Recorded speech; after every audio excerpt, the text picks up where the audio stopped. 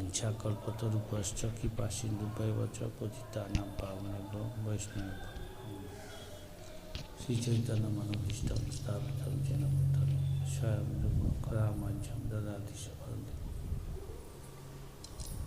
Shri Krishna Chaitanya भगवद्गीतानंद Shri Advaita Gadadhar शिवासादि गौरभक्त Hare Krishna Krishna Krishna Hare Ram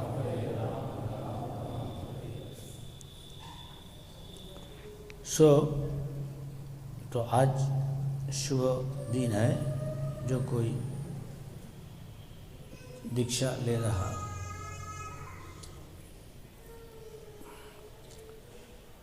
Diksha the coming from Divya ज्ञान, the Divya ज्ञान शब्द से ले रहा।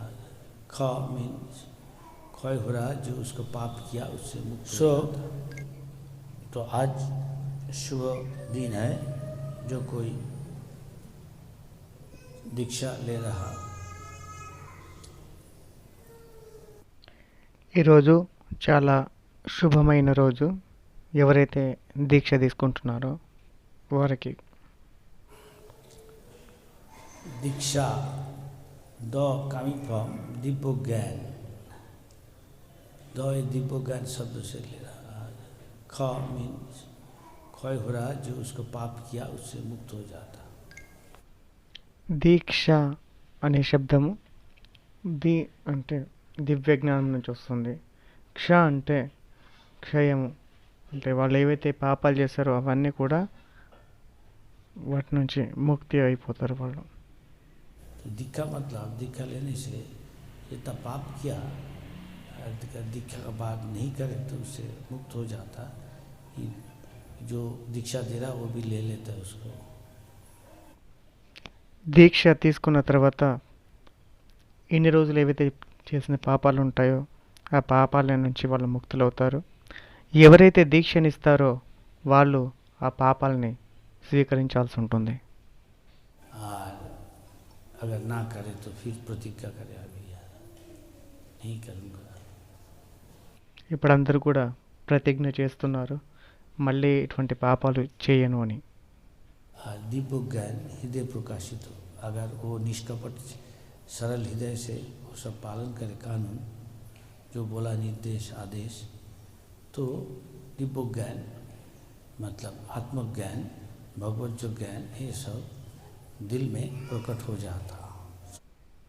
ఇప్పటి నుంచి ఏ విధంగా అయితే వాళ్ళు ప్రతిజ్ఞ తీసుకుంటారో ఏ పాపము చేయను అని, ఆ విధంగా వాళ్ళు చేసినట్లయితే దివ్య జ్ఞానము, ఆత్మజ్ఞానము, భగవంతుని జ్ఞానము హృదయంలో ప్రకటమవుతుంది. मच जाता। ये सब भगवान ने ब्रह्मा को ज्ञान दिया, दिव्य ज्ञान तेने ब्रह्मा हृदय। जहाँ गुरु पूजा में हम कहता दिव्य ज्ञान हृदय प्रकाशित हो। ऐसा अंधार है, जब सूरज उठता, सूरज उदय होता, उदय होने से सब चीज़ प्रकट हो जाता। ఈ యొక్క దివ్య జ్ఞానము భగవంతుడు మొదట బ్రహ్మదేవునికి ఇస్తారు. తేనే బ్రహ్మ హృదయాది కవి. ఈ దివ్య జ్ఞానము ఎటువంటిదంటే మనం ప్రతిరోజు గురు పూజలో పాడతాము. ఎప్పుడైతే అంధకారం ఉంటుంది, చీకటిగా ఉంటుంది, అప్పుడు ఒక్కసారిగా వెలుగు ఏ విధంగా అయితే వస్తుందో ఈ దివ్య జ్ఞానము ఆ విధంగా ఉంటుంది. कौन घर है, कौन आदमी है, कौन औरत है कि नहीं? इस तरह अंधा ఎప్పుడైతే వెలుగు వస్తుందో ఏది ఇల్లు, ఎవరు ఆడవారు, ఎవరు మగవారు, ఇవన్నీ కూడా మనకు కనిపిస్తాయి. से आलोक में आने से अंदर का मतलब है अज्ञान, आलोक का मतलब है ज्ञान आलोक। చీకటి అంటే అజ్ఞానము, జ్ఞానము అంటే వెలుగు అంటే జ్ఞానము. इसलिए शास्त्र में कहा जाता तमसो माँ ज्योतिर्गमय, अंधार में अज्ञान में मत रहो, ज्योतिर्गमय कृष्ण ज्योति ब्रह्म ज्योति, दैट मीन आत्मज्ञान कृष्ण ज्ञान प्राप्त करो। శాస్త్రంలో చెప్తారు తమసోమ జ్యోతిర్గమయ, మీరు అంధకారంలో చీకటిలో ఉండకండి, వెలుగులోకి రండి. ఏ విధంగా ఈ యొక్క ఆత్మజ్ఞానము దివ్య జ్ఞానం ద్వారా వెలుగులోకి రావాలి. कैसे? अभी हम तमोगुण में है, रजोगुण में है, इसलिए भगवान पर करो. कैसे? अभी हम तमोगुण में है, रजोगुण में है, इसलिए भगवान परम पवित्र है, हमको पवित्र होना चाहिए, तब भगवान हमारा सेवा लेगा. ఆత్మజ్ఞానము కృష్ణ జ్ఞానము ఏ విధంగా వస్తుంది? ఇప్పుడు మనము రజోగుణము తమోగుణంలో ఉన్నాము, కానీ భగవంతుడు పరమ పవిత్రుడు. మనం ఎప్పుడైతే పవిత్రులవుతామో అప్పుడు భగవంతుడు మన సేవను స్వీకరిస్తాడు. भगवद गीता में लिखा है, भगवान ने कहा क्या ना, अर्जुन ने कहा भगवान भक्त परम ब्रह्म परम धाम पवित्रम परमम भवाम. भगवान परम पवित्र है. अगर जो परम पवित्र है हम नहीं पवित्र होगा तो कैसे हमारा सेवा भगवान लेगा. अगर భగవంతుడు భగవద్గీతలో చెప్తాడు, పరబ్రహ్మ పరంధామ పవిత్రం పరమం భవాన్. భగవంతుడు చాలా పరమ పవిత్రుడు. మనము పవిత్రంగా లేకపోతే భగవంతుడు మన సేవను ఏ విధంగా స్వీకరిస్తాడు? आप आग में घुसने चाहता, अगर आग का माफी का शरीर नहीं है अनुकूल, अब घुसने नहीं सकता, जल जाएगा. अब पानी में जाने चाहता, रहने चाहता, मछली का माफी जो पानी में रहने से, वैसे शरीर नहीं है, रहने नहीं सकता. మనము అగ్నిలోకి ప్రవేశించాలనుకుంటున్నాము. అగ్ని లాంటి శరీరం మనకు లేకపోతే మనము కాలిపోతాము, ప్రవేశించలేము. మనము ఒకవేళ నీళ్ళలో వెళ్ళాలి అనుకుంటే మనకు చేప లాంటి శరీరం ఉండాలి, అప్పుడే మనము నీళ్ళల్లో ఉండగలుగుతాము, లేకపోతే నీళ్ళల్లో ఉండలేము. मछली भी जमीन में रहने नहीं सकता, ज़्यादा टाइम छटपटाएगा. చేప కూడా భూమి మీద ఎక్కువ సమయం ఉండలేదు, అది తటపటాయిస్తుంది.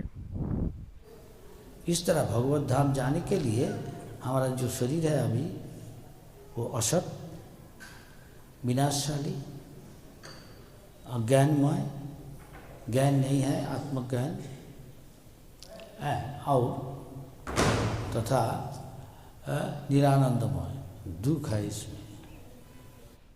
భగవద్ధామ వెళ్ళాలి అంటే ప్రస్తుతం మన శరీరం ఎలా ఉంది అంటే అశాశ్వతమైనది, ఇది తాత్కాలికమైన శరీరము.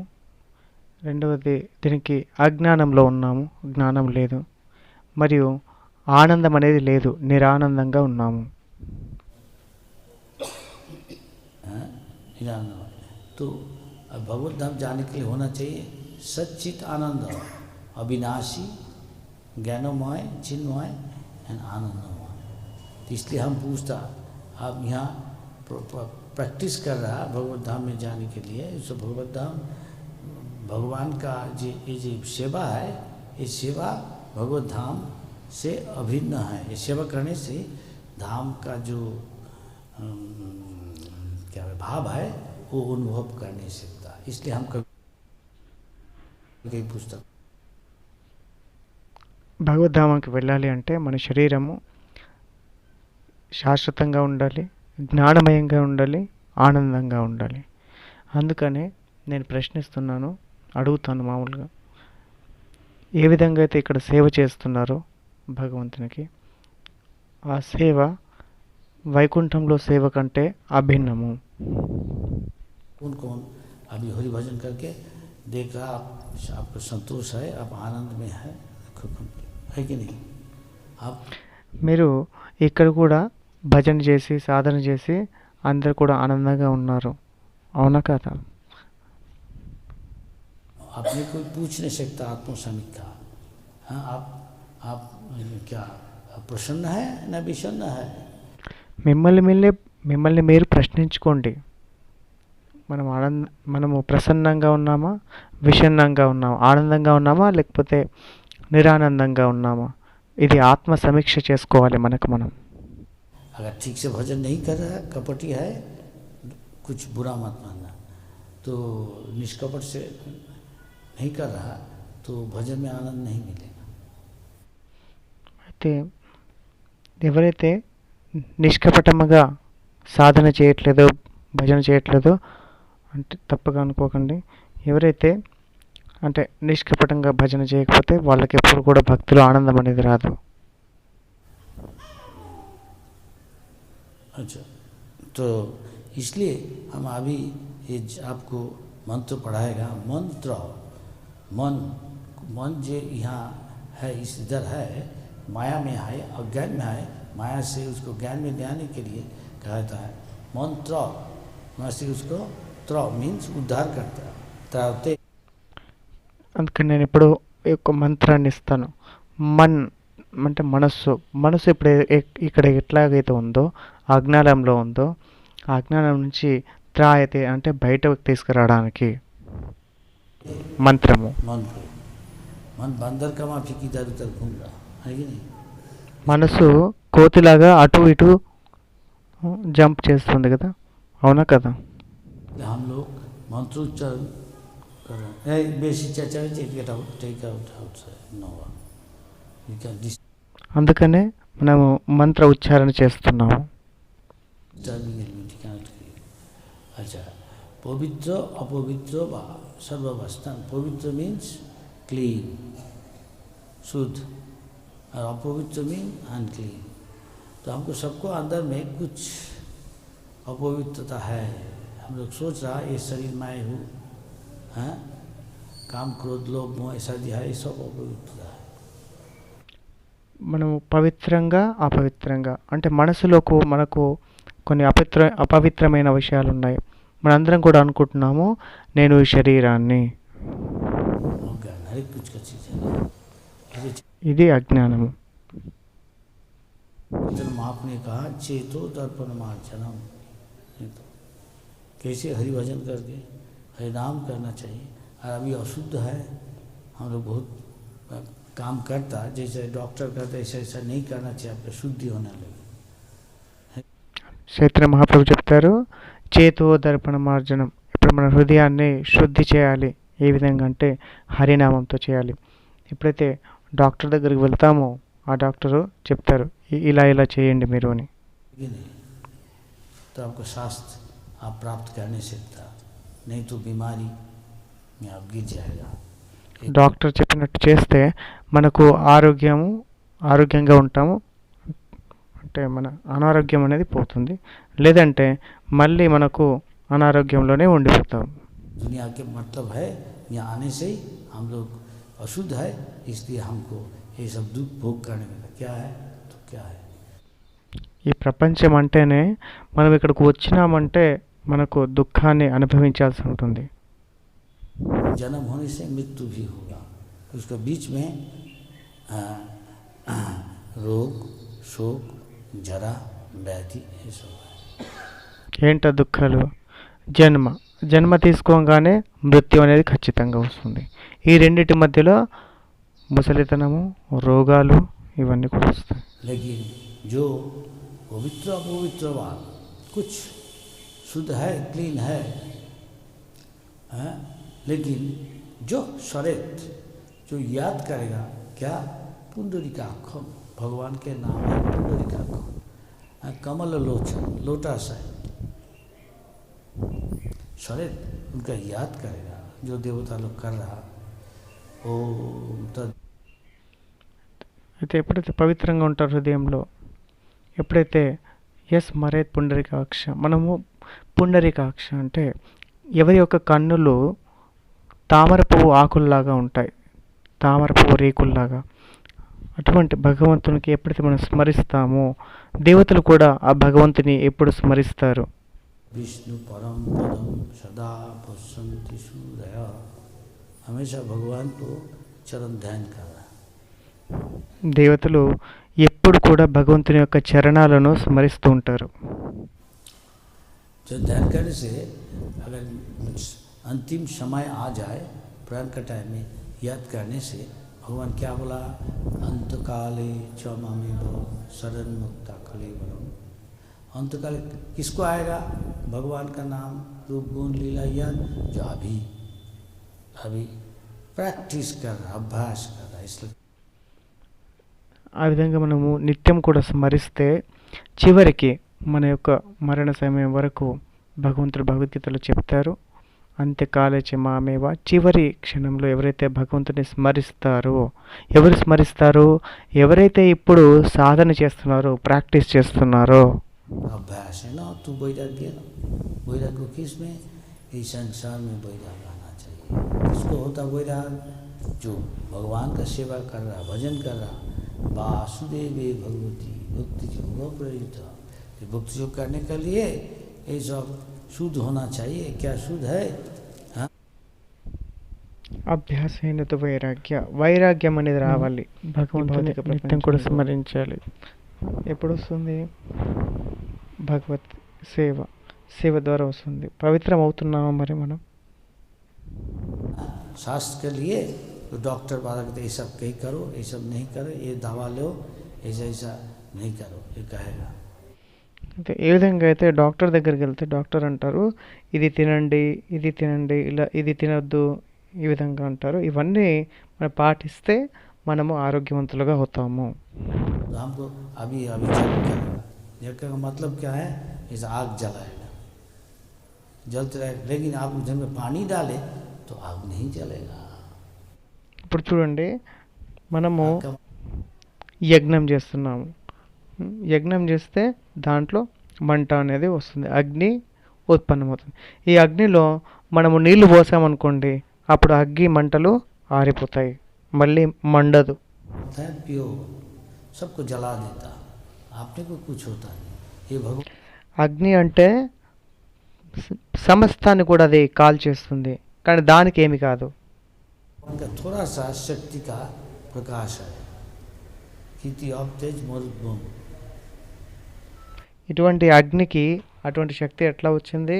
ఇది కేవలం భగవంతుని యొక్క చిన్న అంశరూపమైన శక్తి. भगवान को मान लो बड़ा एक अग्निकुंड है, जैसे सूरज है। सूरज जितना गंदा चीज है उसको साफा कर देता है, लेकिन आपने कलुषित नहीं होता। भगवान ऐसे ही है। భగవంతుడు సూర్యుని వంటివాడు. సూర్యుడు ఎంత చెడు పదార్థమైనా, వ్యర్థ పదార్థమైనా దాన్ని శుద్ధి చేసేస్తాడు. భగవంతుడు కూడా అదేవిధంగా ఎంత అపవిత్రమైనా కూడా శుద్ధి చేస్తాడు. हम लोग कलुषित हो नहीं सकता, लेकिन भगवान से संगत करने से हम पवित्र क्लीन हो जाता है कि नहीं? కానీ భగవంతుడితో సాంగత్యం చేస్తే మనము పవిత్రులమైపోతాము, అవునా కదా? इसलिए हमको करना चाहिए, हाँ, पाप का हम छोड़ना चाहिए। क्या भाई? वो दारू पीना, नशा करना, कोई जीव को दुख देना, उसका आहार करने के लिए उसका मांस, ये तो सब पाप है। ये सब छोड़ना चाहिए। ये संसार ही चाहिए। దానికోసం మనము పాప కార్యాలని విడిచిపెట్టాలి. ఏంటవి? మనము మద్యపానం తాగకూడదు, నిష వచ్చే పదార్థాలు తీసుకోకూడదు, మరియు ఏ జీవిని కూడా దుఃఖ పెట్టకూడదు, మాంసం తినకూడదు. ఈ ప్రపంచం అంతా అలాగే ఉంది. ये लोग भगवान का कानून है वो मानेगा नहीं, बुद्धू है। आपने ప్రపంచం అంతా కూడా భగవంతుని యొక్క నిర్దేశాలను వాళ్ళు ఒప్పుకోరు, వాళ్ళంతా కూడా మూర్ఖులు. समझता हम लिखा पढ़ा में, लेकिन अष्टमी उसको कोई आत्मज्ञान नहीं है, ये बुद्धू है। मरने का बाद इसको उसका फल भोगना पड़ेगा, अभी तक भी ऐसे ही है। చూడ్డానికి వాళ్ళు చదువుకున్న వాళ్ళలాగా ఉంటారు, కానీ అవన్నీ కూడా పాపాలు చేస్తుంటారు. చనిపోయిన తర్వాత ఏమవుతుందో వాళ్ళకి తెలియదు. వాళ్ళకి ఈ పాపాలన్నీ కూడా వాళ్ళకి అనుభవించాల్సి ఉంటుంది శిక్ష. तो कभी नहीं इस संसार को, हाँ, संसार में कभी संतोष में रहने नहीं सकता, हमेशा उसको मारना ही पड़ेगा। उसका ఈ ప్రపంచంలో ఎవరు కూడా సుఖంగా ఉండలేరు ఎప్పటికీ, వాళ్లకు చనిపోవాల్సి ఉంటుంది. रोग शोक जरा व्याधि का दुख भोग करने पड़ेगा। और भी है दुख है, उद्वेग है। क्यों? इस शरीर को समझता हम शरीर है। इसलिए कहा प्रहलाद महाराज ने सदा संविघ्न धिया। రోగాలు, శోకాలు, ముసలితనము, చావు ఇవన్నీ కూడా ఉంటాయి ఎప్పుడు కూడా. దాంతోపాటు మనసు ఎప్పుడు కూడా ఉద్వేగంగా ఉంటుంది, బాధాకరంగా ఉంటుంది. అందుకని ప్రహ్లాద్ మహారాజ్ చెప్తారు, उसको जो कॉन्शसनेस है हमेशा उद्वेगमय है। अभी विपद आएगा, पदम पदम जल पे सब भी सोचता है इसके बाद क्या होगा, हम पैसा कमाना है, पुनः के चोर आएगा, चोरी करेगा। అందరు కూడా ఉద్వేగంలో ఉన్నారు. ఇప్పుడు ఏమవుతుందో తెలియదు. పదం పదం యద్ పదం. ఇప్పుడైతే డబ్బులు సంపాదించామో దాని తర్వాత తెలియదు ఈ డబ్బులు ఏమవుతుంది, నెక్స్ట్ దొంగలు వస్తారా, ఎక్కడ పెట్టాలి. पैसा नहीं तो सोचता कहाँ पैसा, कैसे खाएगा, कैसे घुमाएगा, कैसे स्त्री बाल बच्चा को प्रतिपालन करेगा, कहाँ पैसा, कैसे खाएगा, कैसे घुमाएगा, कैसे स्त्री बाल बच्चा को प्रतिपालन करेगा. ఒకవేళ డబ్బులు లేకపోతే డబ్బులు ఎక్కడున్నాయి, ఏ విధంగా డబ్బులు సంపాదించాలి, ఇంట్లో భార్య బిడ్డల్ని ఎలా పోషించాలి, ఈ విధంగా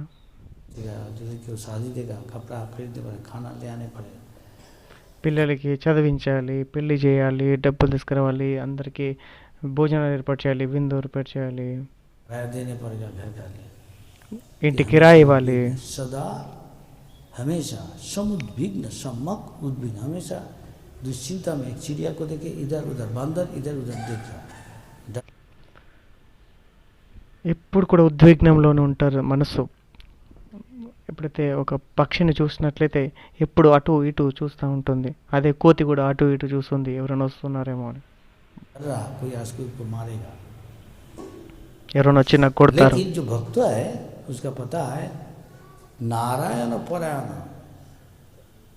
जो भगवान का चरण, नारायण का चरण में है, जो शरणागत हो गया, ना कुतश्च बिभ्यति, कभी नहीं कोई को डरता, उसका भय से मुक्त हो जाता. కానీ ఎవరైతే భక్తులు ఉంటారో నారాయణ యొక్క పాదాల దగ్గర శరణాగతి తీసుకుంటారో వాళ్ళకు భయం అనేది ఉండదు, వాళ్ళు భయం నుంచి ముక్తులైపోతారు.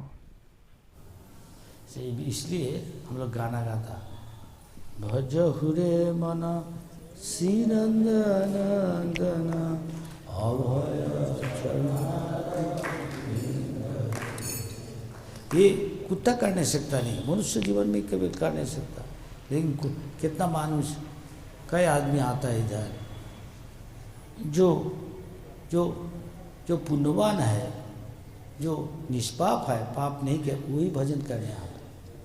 इसलिए కేవలం మనుష్య జన్మలోనే భగవంతుడి యొక్క భక్తి చేస్తాము. పశు జన్మలో, కుక్క జన్మలో చేరదు. కానీ ఎంతమంది వచ్చారు ఇక్కడికి? ఎవరైతే నిష్పాపులో, పుణ్యవంతులో వాళ్ళు మాత్రమే ఇక్కడికి వచ్చారు, భక్తి చేస్తారు. ये सब छोड़ो, पाप का क्या है, ये मांसाहार, हमेशाहार, अवैध संग. एक औरत को आदमी का जरूरत है जिंदगी में, आदमी का भी औरत का जरूरत है. इसलिए भगवान कहा धर्मा विरुद्ध कामोस्मी. आदमी औरत रहता शादी करके, बहुत संस्कार है, रसविध संस्कार. అందుకని మేము చెప్తాము 4 నియమాలు పాటించండి అని. మద్యపానం తీసుకోకూడదు, మాంసాహారం తీసుకోకూడదు, అవైధ స్త్రీ సంఘం, అక్రమ సంబంధం ఉండకూడదు. ఎవరైతే స్త్రీ ఉంటారో వారికి పురుషుల యొక్క అవసరం ఉంటుంది. वर्णाश्रम आचरे पुरुष न परपुमा, लेकिन उसका एक लक्ष्य होना चाहिए. जस शरद वित्त पुंडरी का आखम भगवान विष्णु कृष्ण हरि का अगर भजन करे, उसका सुख के लिए वर्णाश्रम धर्म पालन करे तो सब ठीक है. వాళ్ళు అందుకనే దశవిధ సంస్కారాలు శాస్త్రాల్లో చెప్పబడ్డాయి. దాని ప్రకారం పెళ్లి చేసుకోవాలి, వివాహం చేసుకోవాలి. వర్ణాశ్రమము అనేది ఈ 4 ఆశ్రమాలు, 4 వర్ణాలు ఏవైతే ఉన్నాయో అది భగవంతుని యొక్క సేవ చేయడానికి మాత్రమే ఉద్దేశించబడ్డాయి. అందుకనే భగవంతుని ఎప్పుడు కూడా స్మరిస్తూ ఉండాలి, భగవంతునికి ప్రీతి విధానం చేయాలి, సంతోషపెట్టాలి. इसका मतलब वैष्णव बनना. దాని అర్థం ఏంటంటే వైష్ణవుడుగా మనం మారాలి. जैसा करता हमेशा भगवान को याद करे कि शयन है, कि भोजन है, कि बा जागरण है. आप जब लेटने जा रहा है रात को, कि भोजन ले जाना, कि चल रहा कि जहाँ में जागृत हो, जो कोई अवस्था में जो भगवान को याद करता, जो कहाँ गया भक्ति के बारे में। అందుకే అన్నారు, ఎప్పుడైతే మనం పడుకుంటామో, ఎప్పుడైతే తింటామో, ఎప్పుడైతే నడుస్తామో, ప్రతి సమయంలో కూడా భగవంతుని గుర్తు చేసుకోవాలి. स्मर्तव्य सततम विष्णु, हमेशा भगवान विष्णु कृष्ण हरि का याद करना. ఎప్పుడు కూడా భగవంతుడు విష్ణు కృష్ణ హరిని గుర్తు చేసుకోవాలి.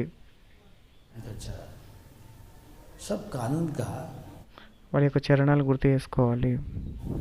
जो यह है अंतिम शेष, यह है उसका उद्देश्य है, जो कुछ कर रहा तो इसमें कि भगवान का याद कर रहा, उनका खुश के लिए, उसका संतोष के लिए, तो यही इसका अर्थ है. इसका करने से भगवान भी हमको मुझे याद करता. हमारा ప్రతి శాస్త్రంలో చెప్తున్నారు, ఏ పని చేసినా కూడా మనం భగవంతుని యొక్క సంతోషకం చేస్తున్నామా, అయితే భగవంతుని గుర్తుపెట్టుకుంటున్నామా. మనం భగవంతుని గుర్తుపెట్టుకుంటే భగవంతుడు కూడా మనల్ని గుర్తుపెట్టుకుంటాడు. इसे कल्याण करेगा. उनका सुख के लिए उनको सेवा करना, आदेश निर्देश पालन करना हमेशा. हरे कृष्ण कृष्ण कृष्ण हरे हरे, हरे राम భగవంతుడి యొక్క సంతోషం కోసం భగవంతుని యొక్క ఆదేశ నిర్దేశాలను మనం పాటించాలి మరియు హరే కృష్ణ మహామంత్రాన్ని జపించాలి.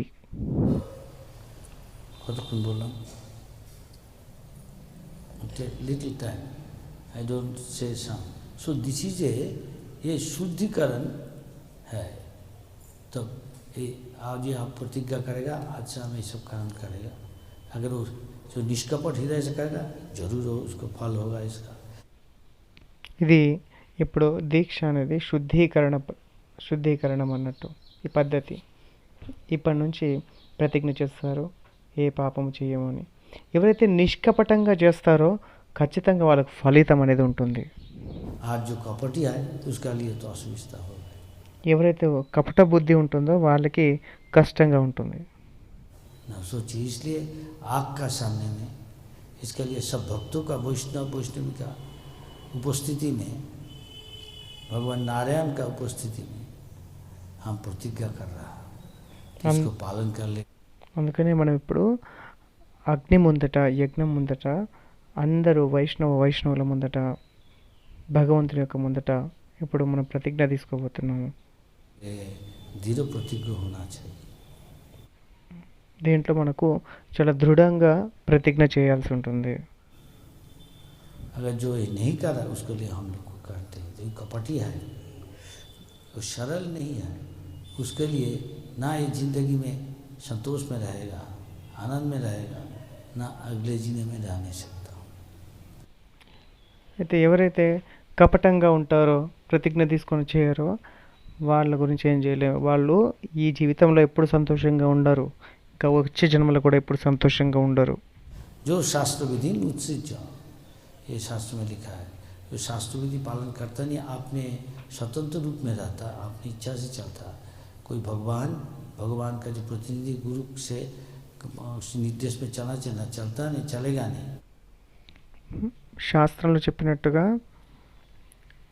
ఈ నియమాలు పాటించాలి మరియు గురువు యొక్క నిర్దేశానుసారంగా నడవాలి. శాస్త్రాల్ని పాటించకుండా సొంతగా చేస్తారు.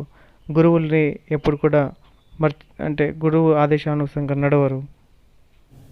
कोई बहाना करेगा तो उसको कुछ कोई नहीं कर सकता.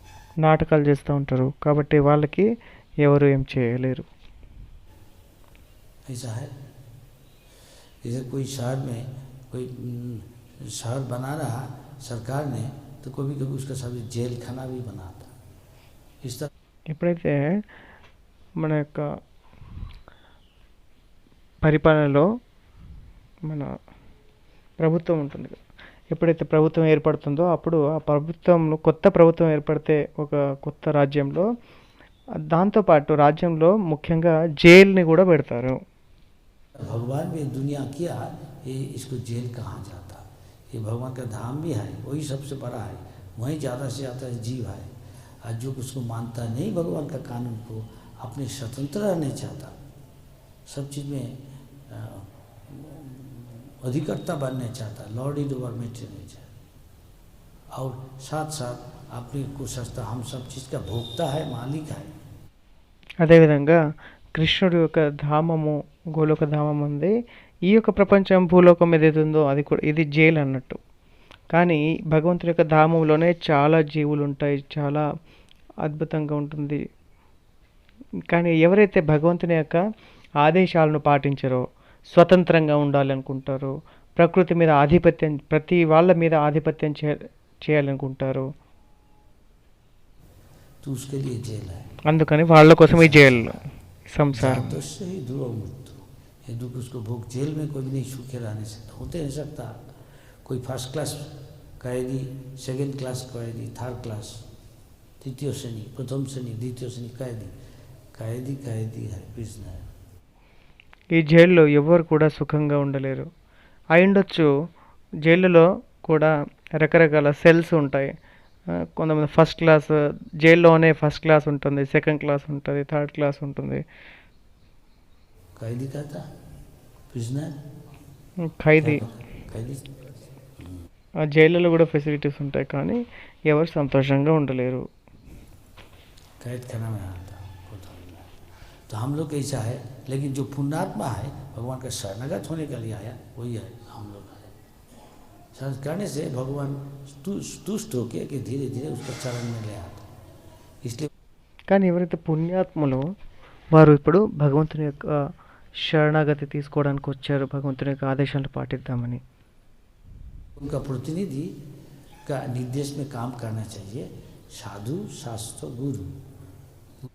వాళ్ళు ఇప్పుడు భగవంతుని యొక్క చరణాలను ఆశ్రయిద్దామని వచ్చారు. వాళ్ళు కృష్ణుడు యొక్క ప్రతినిధి యొక్క ఆదేశంలో ఇప్పుడు వాళ్ళు సేవ చేయాల్సి ఉంటుంది. సాధు శాస్త్ర గురువు. गुरु है वो साधु शास्त्र जो बताता वैसे चलता। ये तीनों को देख के सोचना चाहिए हम किसको पालन करेगा। दोनों जो कहता तीनों एक ही कहता। हम గురువు ఎవరైతే ఉన్నారో వాళ్ళు సాధువులు మరియు శాస్త్రం చెప్పిందే వాళ్ళు చెప్పినట్లు నడుచుకుంటారు. మనము చూడాలి, ఈ మూడిట్లో కూడా చూడాలి. समझता नहीं, इसलिए देखना चाहिए, कम से कम दोनों मिल जाता जो ఎప్పుడైతే మనకు అర్థం కాకపోతే ఈ మూడిట్లో రెండింటిని చూసుకోవాలి, ఈ రెండు కలుస్తున్నాయా, చెప్పింది కరెక్ట్గా ఉందా అని. गुरु है, अगर जो उसको भी पालन करेगा नहीं, कोई दीक्षा लेके भी वो कुछ कर नहीं सकता। भगवान को बस గురువుగా స్వీకరిస్తారు. స్వీకరించిన తర్వాత గురువు చెప్పినట్లు ఎవరైతే వినరో వాళ్ళ కోసం గురువు ఏం చేయలేరు. कह नहीं सकते, हमको मानता नहीं, हम क्या करेगा, वो स्वतंत्र रहना चाहता, ठीक है, उसका फल उसको मिलेगा। అప్పుడు గురువు ఏం చేయలేక భగవంతుడి దగ్గర ప్రార్థిస్తారు. చూడండి భగవంతుడు, ఈ జీవి తను నా మాట వినట్లేదు, తను స్వతంత్రంగా ఉండాలి అనుకుంటాడు అని చెప్పి గురువు ఎప్పుడైతే ప్రార్థిస్తాడో కృష్ణుడు అంటాడు, సరే పోని ఆ విధంగానే ఉండని, వారి యొక్క ఫలితాన్ని అతను అనుభవిస్తాడు. डॉक्टर को दवाई नहीं लेगा तो क्या डॉक्टर क्या खाने सकता, आपने డాక్టరు ఇచ్చిన మందులు తినకపోతే డాక్టర్ ఏం చేయగలుగుతాడు? का दवा चुन लेता, उसको कुछ कर नहीं सकता ऐसा। మన మందును మనమే వేసుకుంటున్నాం, నచ్చిన మందును, డాక్టర్ ఏం చేయలేడు వాళ్ళకి. तो इसलिए जो सरे पुंडरीकाक्षों जो भगवान को हमेशा याद करें, तो ऐसा करना चाहिए। हमको खाना है, सोना है, चलना है, सब कुछ कर नहीं सकता।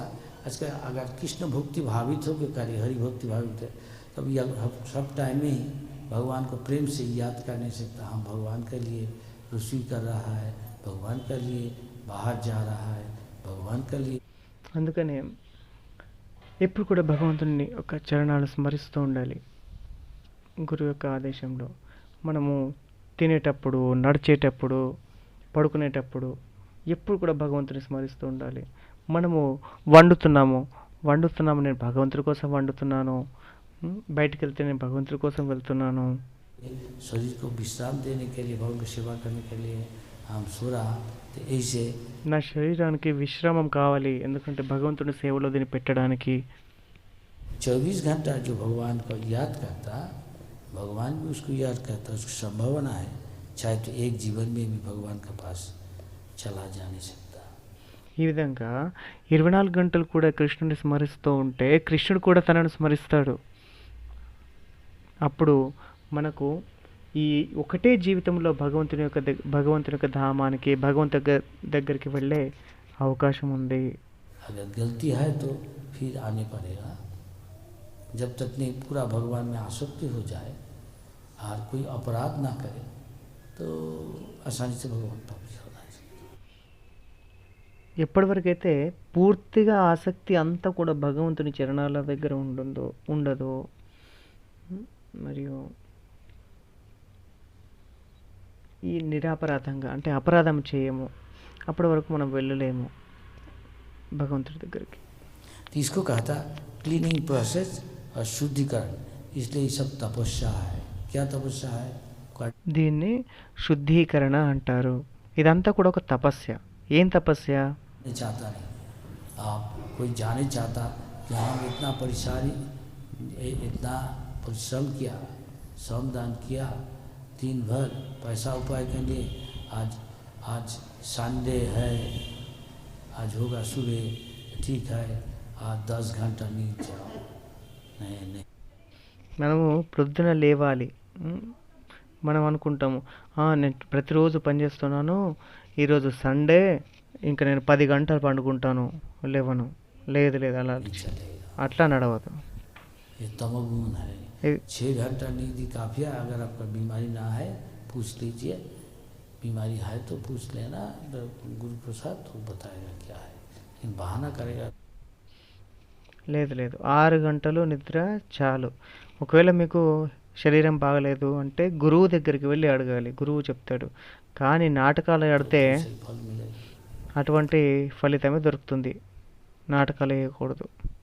तो इसलिए 6 घंटा नींद जाना काफ़ी है, नहीं तो ये तो तमोगुण है। संत लोग जितना कमती नींद जाता, जितना कमती खाना खाता।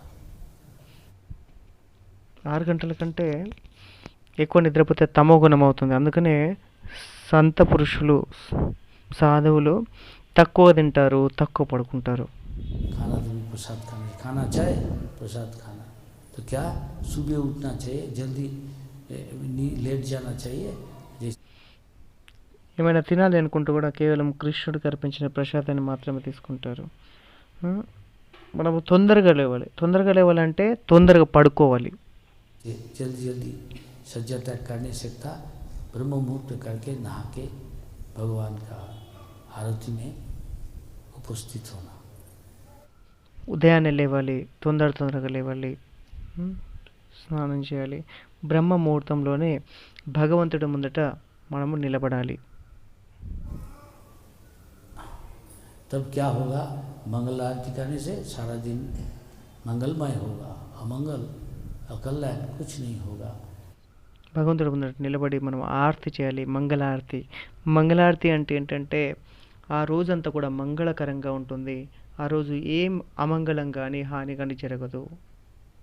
मंगल आरती के बाद भगवान का नाम, भगवान का ध्यान कर जप करके हरे कृष्ण हे भगवान हे प्रार्थना। మంగళారతి తర్వాత భగవంతుడి ముందర కూర్చొని శ్రద్ధగా భగవంతుడి యొక్క నామాన్ని జపించాలి. है हे कृष्ण हे राम हे राधा रानी, मुझे आपका सेवा में नियुक्ति की सेवा करने दीजिए कृपया। ఏ విధంగా భగవంతుని స్మరించాలి నామం ద్వారా అంటే హే కృష్ణ హే రాధారాణి హే రామ్, దయచేసి నన్ను మీ యొక్క సేవలో నియుక్తం చేయండి. कौन कर नहीं सकता? जो आपने को बहुत तुच्छ, आपने को बहुत पतित पापी समझता, बहुत जिंदगी में पाप किया है, तो क्या वो दीनहीन अपने भाव से, विनम्र भाव से, जैसे चैतन्य महापुरा तिना। అయితే ఈ విధంగా ఎవరు అడగగలుగుతారు? ఎవరైతే తమని తాము మేము పాపలము, మేము చాలా తుచ్చమైన వాళ్ళము, మేము అధములము అని అనుకుంటారో, ఎవరైతే చాలా జన్మల నుంచి నేను పాపాలు చేస్తున్నాము, మనకి మనము దీనులుగా హీనులుగా భావించే వాళ్ళు ఏ విధంగా అయితే చైతన్య మహాప్రభు చెప్తారు, है, तो उससे भी अपने को दीनहीन और सहनशील, पेड़ से भी सहनशील, पेड़ को काटने से भी उसको उसको फल, छाया, उसको फूल, पत्ता, आश्रय सब चीज़ देता है। మనకు దీనంగా అంటే గడ్డి పోచకంటే హీనంగా మహాప్రభు చెప్తారు. గడ్డి పైన ప్రతి ఒక్కరు కూడా తొక్కుతారు గడ్డిని. గడ్డి కంటే కూడా హీనుణ్ణి, దీనుణ్ణి అని భావించడం. చెట్టు కంటే కూడా ఇంకా సహనంగా ఉండడం. చెట్టు ఎవరైనా దాన్ని కొట్టినా కూడా, దాన్ని కట్ చేసినా కూడా అది వాళ్ళకి పండ్లనిస్తుంది. అంతకంటే సహనంగా ఉండాలి. जो करता नहीं उसको नहीं देता। इस तरह जो तीनादो विष्णुचरण तरुरी व सहिष्णु अमानी ना, अपने को दूसरे से मान जो आकांक्षा करता नहीं, अभिलाष करता नहीं, साथ साथ दूसरा को मान देता सबको, वे भगवान का नाम है सदी को ले नहीं सकता। మరియు ఎవరైతే ఎవరి దగ్గర నుంచి కూడా గౌరవము, ఎవరైతే ఎవరి దగ్గర కూడా గౌరవాన్ని వాళ్ళు ఆశించరు, మరియు ప్రతి ఒక్కరికి కూడా వాళ్ళు వినమ్రపూర్వకంగా వాళ్ళ దగ్గర ఉంటారు. सतम कीर्तन तो माम जतंतश्च धीरवता और धीरपति का है एक जी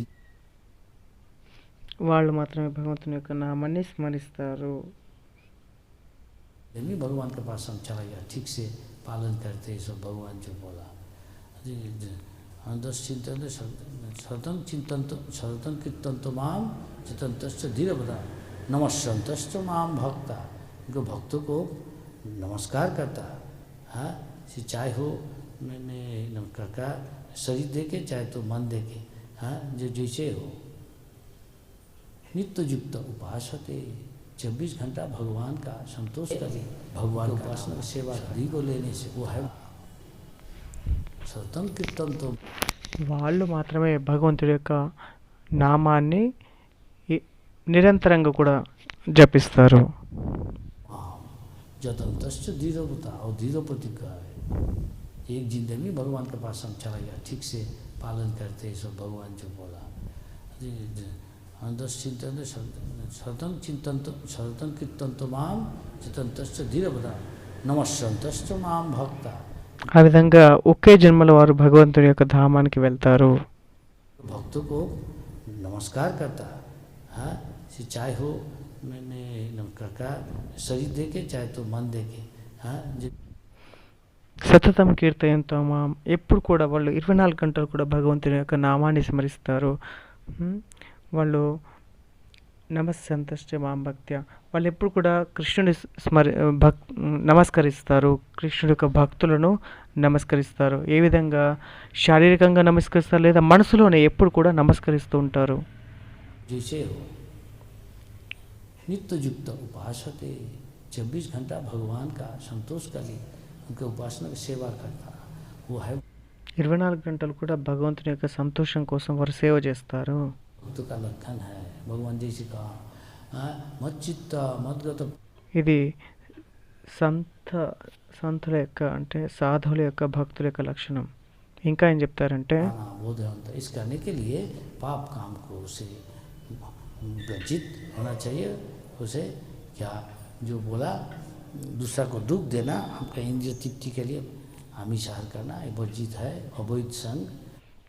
ఇవన్నీ చేయాలి అంటే ఈ యొక్క 4 నియమాలు ఏదైతే మద్యపానం తీసుకోకూడదు, మాంసాహారం తీసుకోకూడదు, అక్రమ సంబంధం ఉండకూడదు, జూదం ఆడకూడదు, जुआ आदि खेलना, पटकाबाजी और साथ साथ नशा छोड़ना। 4 चीज़ बोला 4, ये 4 चीज़ ये प्रतिज्ञा करना चाहिए अभी से करना है। तो फिर जितना पाप किया उससे मुक्त हो जाएगा, बंद हो गया हुआ है। अभी भजन करने से ठीक से जो बोला ऐसा ना करे, क्या जैसा आग में जला रहा, अगर ये सूखा है तो जल जाएगा, इस तरह अगर निष्पाप है तो आगे बढ़ेगा भक्ति। ఈ 4 నియమాలు కూడా చాలా శ్రద్ధతో నిష్కపటంగా పాటించాలి. ఏ విధంగా అయితే ఈ అగ్నిలో ఎండిపోయిన గడ్డి వేస్తే అది చాలా చక్కగా కాలిపోతుంది. बार बार पाप करेगा तो आगे बढ़ने नहीं सकता. यही हो रहा भक्तों को. कोई कोई रह जाता बहुत दिन ठीक से కానీ ఎప్పుడైతే వాళ్ళు కపట బుద్ధితో ఉంటారో, సరిగ్గా పాలన చేయరో, అది పచ్చిగడ్డిలాగా ఉండిపోతుంది. చాలాసార్లు చాలా భక్తులు చాలా సంవత్సరాల నుంచి ఉంటారు, కానీ అలాగే ఉండిపోతారు, భక్తుల ముందుకు వెళ్ళరు. और कोई कभी कभी ऐसा करता तो आगे बढ़ने असुविधा मुश्किल होता. तो सब ఇలా చేస్తే భక్తుల ముందుకు వెళ్ళడానికి చాలా కష్టం అవుతుంది. बता दिया अभी करने का. अभी आप कितना गंभीरता से ये चीज़ लेगा, जैसे लेगा वैसे ही आप आगे बढ़ेगा, प्रगति करेगा. ఇవన్నీ చెప్పాను. ఇప్పుడు మీరు ఎంత సీరియస్గా చేస్తారో మీరు అంత భక్తులు ముందుకు వెళ్తారు, పురోగతి సాధిస్తారు. कमाल है इनिशिएशन है. इसका मतलब है ये शुरू है దీన్ని ఇనిషియేషన్ అంటారు. అంటే ఇది మొదలు, ఆరంభం. करण का. ऐसे जब पूरा शुद्ध हो जाएगा, भगवान का पवित्र धाम आप चला जाएगा शरीर त्याग देने से.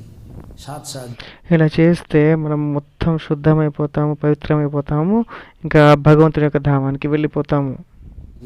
आप जन्म मृत्यु जरा व्याधि का रोग शोक है ये भी कमते रहेगा.